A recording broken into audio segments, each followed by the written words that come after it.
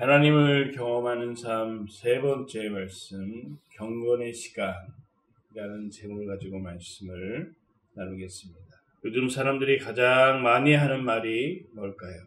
신문이나 미디어에서 저마다 10가지 이슈나 저널리즘에서 이야기하는 2021년도 가장 많이 하게 될 말이 바로 위기와 전환이라는 말입니다.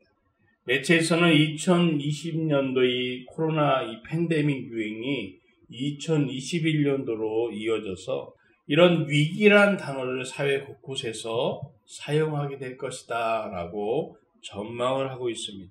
하지만 한쪽에서는 그와 다르게 위기가 곧 기회다. 곧 이 두려움은 다 사라지게 되어지고 곧 평안으로 전환되어지게 될 것이다. 지금 2021년도에는 이 위기와 전환에 대해서 이야기를 많이 할 것이다 라고 전망을 합니다. 유창한 지식에서 나오는 말 같지만 사람들은 지금의 이 위기가 계속 될까 두려움과 함께 신락 같은 소망을 갖고 있다는 것입니다. 그래서 이 소망의 마음을 가지고 이것이 계속되는 것이 아니라 반드시 전환될 것이라는 그런 생각을 품고 있습니다. 이제 코로나19 팬데믹 상황이 많이 익숙해졌습니다. 마스크 쓰는 것도 어느 정도 익숙해졌고 대부분 사람들은 이 마스크를 상용화하는데 잘 사용하고 있습니다. 처음에는 집 위주로 생활하는 것이 답답했지만 오랜 시간 집에서 생활하면서 점점 익숙해졌습니다. 그 익숙함도 항상 이 두려움은 해결하지 못하고 있습니다. 그렇다면 우리는 우리 생활에서 하나님을 경험하는 삶, 예수님처럼 경건 시간을 갖기 위해서는 우리가 할 것이 무엇일까? 보편적으로 말씀과 기도를 매일 규칙적으로 해야 된다. 우리는 이것을 너무 잘 알고 있습니다. 그렇다면 어떻게 매일 그 하나님의 경건 시간을 가지면서 어떤 식으로 그 경건 시간을 채울 것이냐 막연하기만 합니다. 한국교회가 지난 100년 동안 해왔듯이 새벽기도 나가서 예배를 드리고 또 개인적으로 얼마 기도 시간을 한 후에 몇 장의 성경을 보아도 매일매일 그런 경건 시간을 꾸준히 할 수 있을 것입니다. 팬데믹 상황이 되면서 그동안 잘 하지 못했던 것이 있어요. 뭐냐면 개인적으로 하나님과 묵상을 하지 못했다는 것이에요. 어쩔 수 없이 예배 나오지 못하거나 아니면 집에서 기도하는 시간이 많아졌다는 것이에요. 어느 정도 이 생활이 익숙해졌습니다. 그런데도 우리 안에서 계속 질문 하나가 던져집니다. 어떻게 묵상할 것인가? 어디서부터 어떻게 순서를 정해서 하나님의 말씀을 묵상하고 경건의 시간을 가질 수 있을까? 오늘 말씀이 그 생각의 작은 길잡이가 될 것이라고 생각합니다.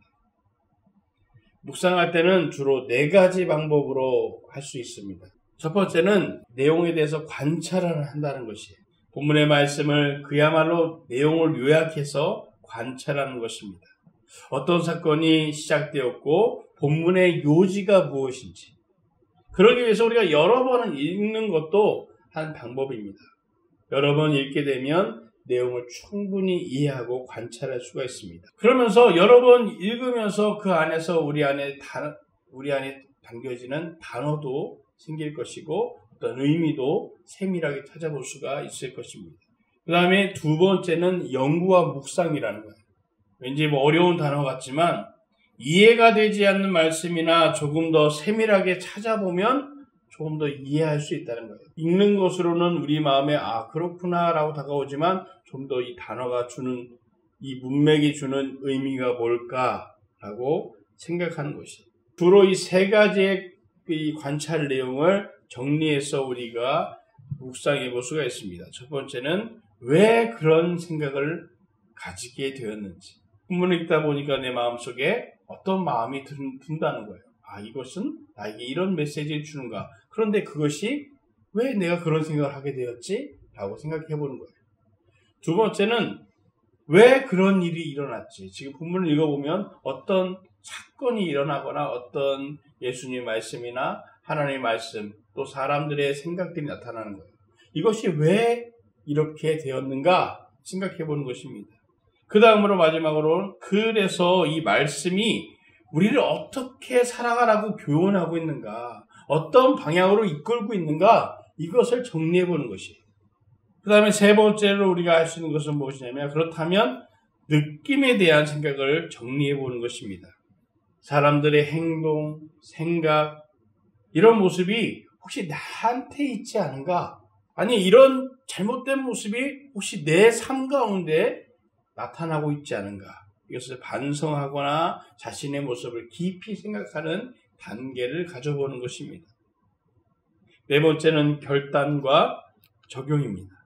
그래서 무엇을 결단할 것인가? 나는 당장 무엇을 해야 되지? 이제 내 삶 가운데 이 말씀이 나를 주관하고 계시는데, 하나님이 나에게 이런 교훈을 주고 있고 이런 반성을 하게 하시는데, 그렇다면 내 의지의 결단이 무엇인가 생각해 보는 것입니다. 자기 자신을 생각하는 결정의 단계가 바로 이 단계입니다. 어려운 것이 아니라 당장 내가 할 수 있는 일이 무엇인가를 적어보는 것이에요. 당장 막 생활을 확 뒤집는 것이 아니라 일단은 그 행동할 수 있는 첫 단계는 뭐냐면 내 마음의 태도를 바꿔보는 거예요. 아, 지금 내가 이런 생각을 이들과 똑같이 하고 있구나. 그렇다면 하나님이 주신 이 말씀을 가지고 내 마음에, 아니 내 믿음에 이런 생각으로 바꿔보자.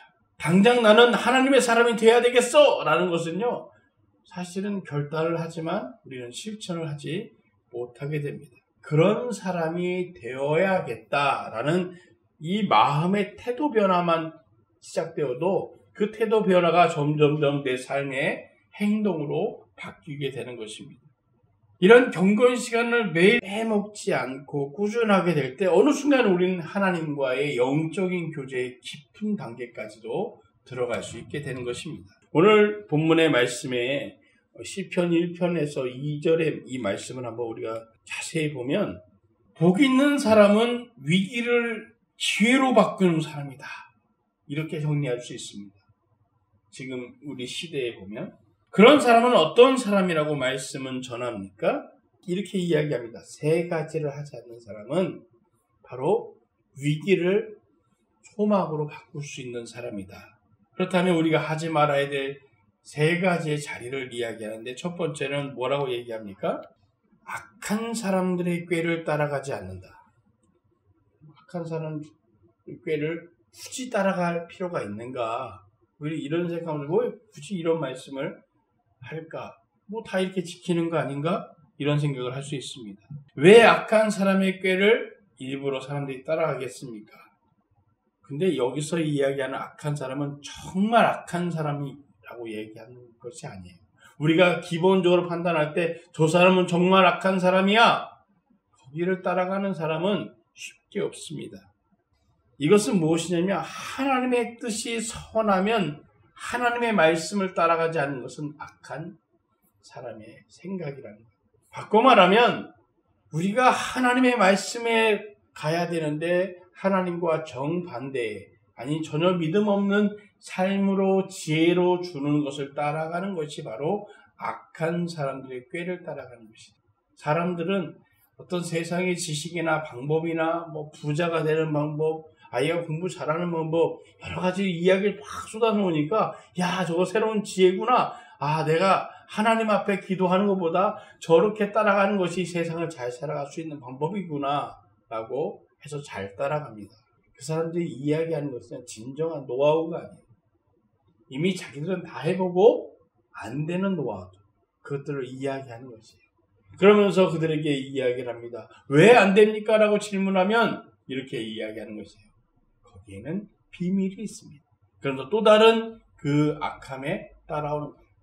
당신이 이 비밀을 알기 위해서는 이런 일을 내 방법을 따라야 합니다라고 그들은 또 이끌어간다는 것입니다. 오히려 악한 사람들은 세상에 하나님과 정반대, 하나님 말씀이 전하는 것을 따라가지 않고 그 시간에 기도하면서, 주님, 저 방법이 맞습니까? 말씀이 나에게 이런 의미를 주는 것이 맞습니까? 라고 판단하며 기도할 때 하나님이 바른 방법으로 우리를 이끄신다는 것이에요. 스포츠 선수들은 루틴이라는 것을 자주 합니다. 뭐 특별한 영향을 끼치지 못하지만 아주 무의미한 행동이긴 하지만 뭔가 이것을 했을 때 좋은 그런 기억이 자신에게 남아서 항상 뭐 야구 선수를 배트를 할 때 뭐 침을 뱉는다거나 배트를 몇 번 돌린다거나 이런 것을 하면서 그때 내가 성적이 좋았고 잘할 수 있었다라는 그런 기억으로 매일 루틴이라는 것을 한다는 것이에요. 그것을 떠올리면서 내가 좋았을 때 그 기억이 일어날 수도 있겠다라는 생각을 하는 것이지 사실 일어나겠다라는 확신을 가지고 하는 것은 아닙니다. 사람들은 어떤 이 미신적인 행위, 사람들이 이야기하는 지식들이 반드시 그렇게 될 거라고 생각하지 않습니다. 어떤 마음이 있냐면 그렇게 되면 좋겠다라는 소망이 있다는 거예요. 그래서 하나 더 하면 좋지 않을까 이런 마음이 미신을 따라가게 하는 것입니다. 이 루틴들을 하게 하는 것이 정확히 이야기하면 하나님 방법 외에는 다른 지식과 경험들 그건 사실은 100% 우리에게 확신을 주지 않는 거예요. 오히려 하나님께서 주시는 메시지를 따라가면 그 삶 가운데 반드시 하나님은 그 메시지에 따라서 축복을 허락하여 주신다는 거예요. 내 생각이 강해서 하나님의 축복을 받지 못하는 것이지 하나님의 말씀에만 순종하면 그 길이 아무것도 보이지 않아도 하나님께서 그 길 곁에 축복으로 우리를 인도하신 것을 우리는 깨닫게 되어진다는 거예요. 믿음 외에 말씀 외에 사람들의 꾀를 따라가지 않는 것이 축복을 받는 복된 사람이다 라고 이야기합니다. 두 번째는 죄인의 길에 서지 않는다 이렇게 이야기합니다. 아니 왜 굳이 죄인의 길에 우리가 설 필요가 무엇인가? 분명히 죄인이라고 이야기하는 것은 잘못을 갖고 죄가 있는 사람을 따라가는 거예요. 우리가 말씀을 보거나 아니면 성경을 볼 때 죄인이라 하면 여러 가지 행태로 나타나는데 그냥 표면적으로 드러난 이 죄인들은 자신의 힘과 권력으로 피해자를 가해자로 만드는 그런 일들을 우리 세상에서 보게 됩니다. 자신이 피해자가 되면 이 가해자에 대해서 우리는 이렇게 세상이 지금 시끌시끌한 것처럼 그렇게 이야기합니다. 어떻게 그럴 수가 있는가? 악마인가? 어떻게 그 어린아이를 그렇게 할 수 있는가? 우리는 똑같이 손가락질을 합니다. 자신이 그 자리가 되면 또 다른 핑계를 댄다는 거예요. 어쩔 수 없었다. 그 상황이 이렇고 저렇고 하면서 핑계를 대는 거예요. 손가락질을 하던 사람들이 자신의 이 가해자가 되는 순간에 마음이 뒤바뀌는 것입니다. 결국은 이 세상은요, 힘을 갖고 있고 권력을 갖고 있는 사람은 가해자가 아니라 언제나 피해자의 코스프레를 하고 있다는 것입니다. 당장 자신에게 피해가 없어도 누군가를 조롱하는 일과 또 불편함을 이야기하는데 사람들은 너무 쉽게 동조를 합니다. 그러면서 우리는 또 다른 피해자를 또다시 가해하는 제2차 가해자가 되고 있는 것이에요. 우리가 그들을 판단하거나 정죄할 수 있는 어떤 권리나 의무는 없습니다. 오히려 우리는 또다시 그들을 가해하는 가해자로 그렇게 바뀌게 되는 것입니다. 이런 악한 자의 죄인의 길에 서지 말아야 된다라고 이야기합니다. 세 번째는 남을 없이는 여기 있는 사람들과 자신의 자리에 함께하지 않는다. 어쩌면 이것이 우리가 항상 하는 행동입니다. 내가 아닌 누군가의 잘못이나 불행한 행동, 이걸 너무 쉽게 이야기하는 것이죠.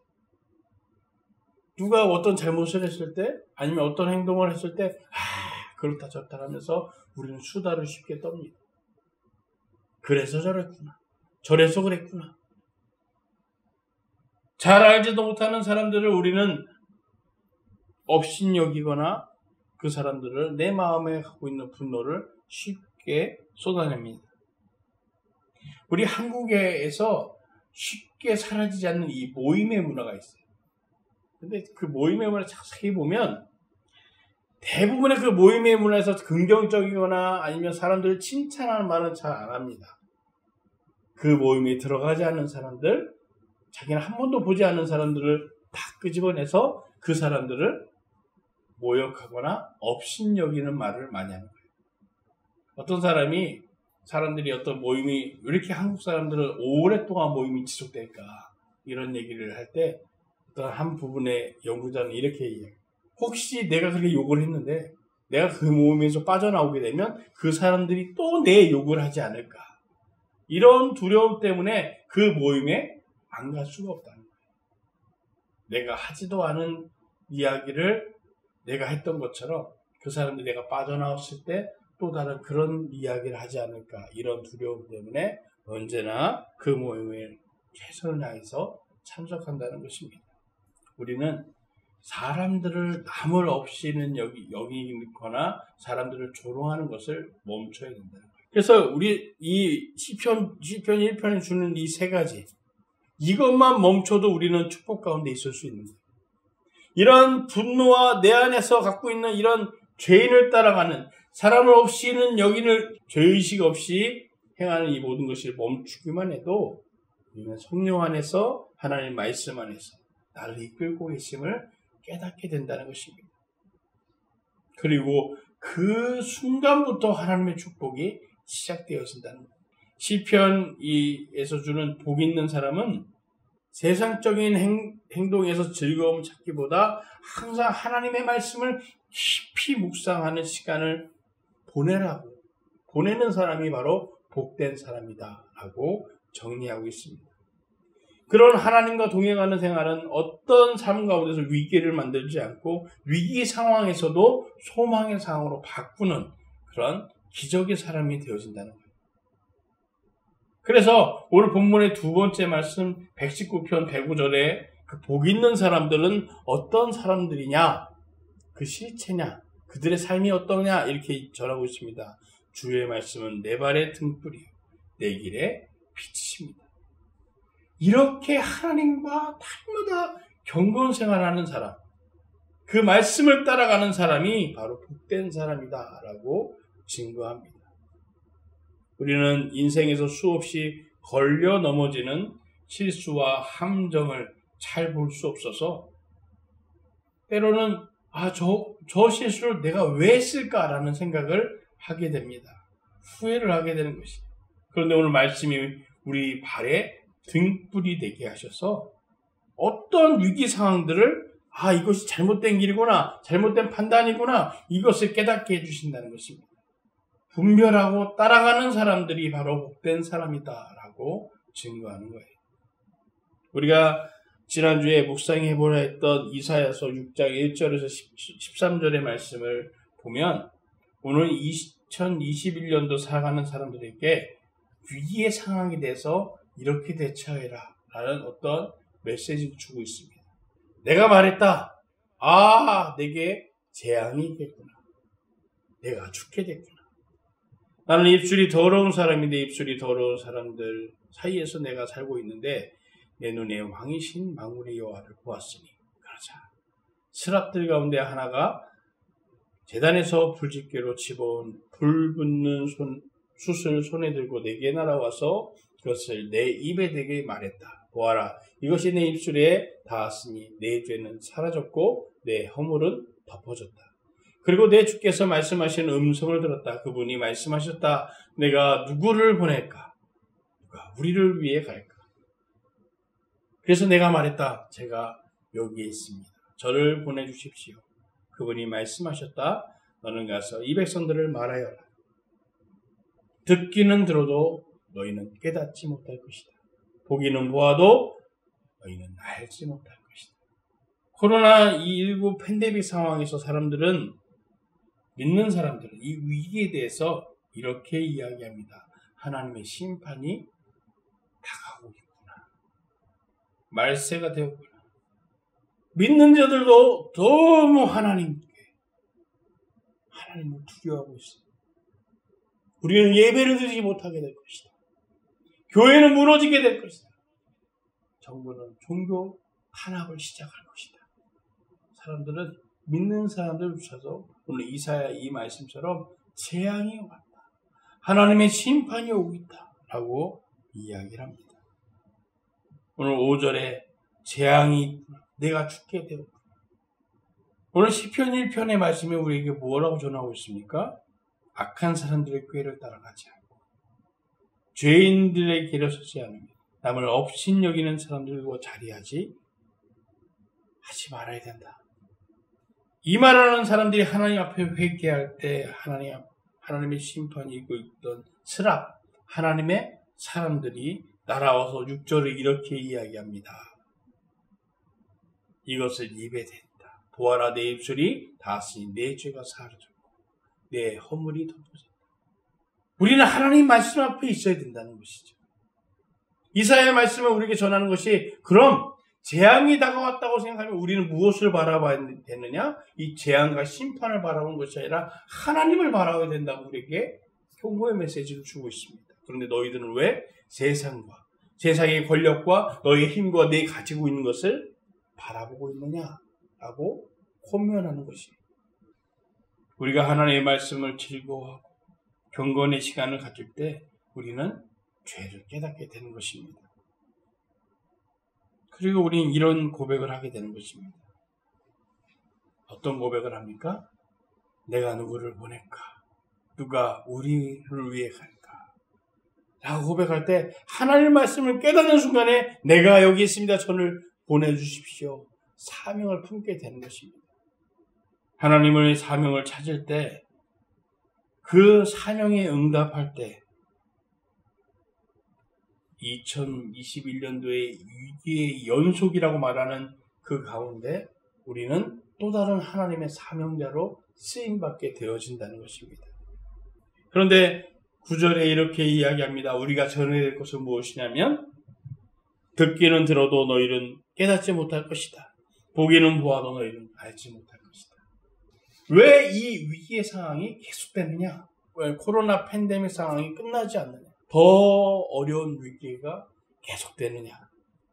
아무리 그들이 듣기는 들어도 방법을 찾아도 알지 못하게 된다는 것입니다. 하나님을 부인하는 사람은 결국 심판에서 벗어나지 못하게 되지만 그들 안에 분명히 적은 숫자는 하나님 앞에 돌아오게 될 것이다. 너희들이 전하는 그 메시지를 듣고 그 가운데 깨닫는 사람이 나타나게 될 것이다. 라고 13절에 이렇게 전하고 있습니다. 만약 사람의 10분의 1이 그 땅에 남아 회개할지라도 그들마저 밤나무와 상수리나무처럼 불에 타게 될 것이다. 그러나 그 나무들이 쓰러질 때 그 구루터기가 남아있듯이 거룩한 씨가 남아서 그 땅에 구루터기가 될 것이다. 2021년도에 회복이 될 때 누군가는 소망과 회복을 이야기하지 못하지만 그 많은 사람들이 절망을 향해 달려갈 때 혼돈이 가득해도 그 가운데 하나님의 사람들이 반드시 세워진다는 거룩한 씨가 하나님 앞에 영적인 교제를 하고 경건의 시간을 갖고 있는 사람들이 분명히 다시 세워질 것이다 라고 전하고 있습니다. 위기의 이 상황에서 절망의 상황에서도 하나님의 사명자들이 세워질 거라고 분명한 권면의 말씀을 주고 있습니다. 한동안 저는 제 사역을 통해서 왜 하나님이 제 사역에 형통과 부흥을 허락하지 않은가? 발전하지 않고 멈춰져 있는 상황에 무기력해지고 낙담하게 됐습니다. 그리고 다시 힘을 내서 사역의 방향을 설정할 때마다 결정하고 나가려고 그러면 뭔가 잘못된 그런 장애물들이 계속 나타나는 거예요. 아무런 진척도 내지 못하고 다시 주저앉게 되었습니다. 그리고 그 생각은 거리두기 2단계가 되면서 정부 방침에 더더욱 아무것도 할 수 없다라는 마음으로 굳어지게 됐습니다. 오늘 말씀을 준비하면서 경건의 시간이 내게 어떤 의미인가라는 것을 다시 한번 생각해 보게 됐습니다. 그런 무거운 마음을 가지고 있을 때는 모든 것이 끝나고 오늘 이사야가 전하는 말씀처럼 우리의 재앙이 와 하나님의 심판이 와 아직도 많은 사람들에게 복음을 전하지 못했는데 생각을 가지고 6장의 말씀을 다시 보니까 하나님은 다시 복음을 전할 기회를 주시겠구나 이런 소망을 품게 했습니다. 그리고 내가 많은 사람들에게 복음을 전에서 돌아오지 않아도 오늘 13절의 말씀처럼 나무들이 쓰러질 때 구루터기는 반드시 남는다.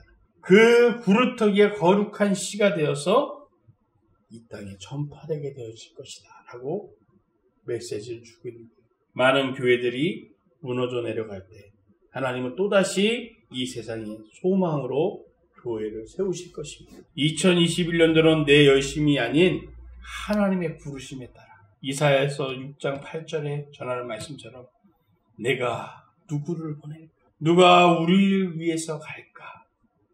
이 사명의 기회를 분명히 주실 거라는 거예요. 그때 우리는 응답만 하면 된다는 것입니다. 제가 여기 있습니다. 저를 보내주십시오. 주님, 저희 푸른빛 광영교회가 여기 있습니다. 예수님의 제자들이 여기 있습니다. 응답만 하면 된다는 것입니다. 요즘 케이블 방송에서 기업은행 광고에서 이런 이야기가 계속 나오고 있습니다. 4년 동안 거의 자라지 않다가 이후 급성장하는 모소대나무를 키우듯이 혁신기업의 현재의 모습보다 미래의 가능성을 알아보고 적극 지원하겠다. IBK 기업은행. 너무 많이 나와서 귀에 딱지가 안 들고. 사실은 오소대나무인 줄 알았어요. 아무리 검색을 해도 나오지 않는 보니까 모소대나무라고. 지금까지 아무런 성장도 부흥도 일어나지 않았지만 하나님은 모소대나무가 자라는 것을 기대하는 것처럼 반드시 우리에게 사명을 주실 것이다. 2021년도를 준비하기 위해서 그동안에 우리의 낙심과 절망과 다시 일어섰다가 다시 주저앉는 일들이 있었구나라는 생각을 하게 되었습니다. 그러면 그 부르심을 우리는 어떻게 들을 수 있을까? 오늘 말씀의 제목처럼 하나님과의 경건 시간을 매일매일 가질 때 그 가운데 하나님은 분명히 우리를 부르실 거다라는 것을 깨닫게 되었습니다. 우리가 하나님 앞에 하루를 시작하거나 중간에 시간을 정해놓고 하는 것은 때로는 부담이 되지만 그 하루를 보내서 잠깐 1분이라도 주님과 이 경건 시간을 가짐을 통해서 분명 그 가운데 하나님은 우리를 부르실 거다라는 그 사인을 줄 거라는 것입니다.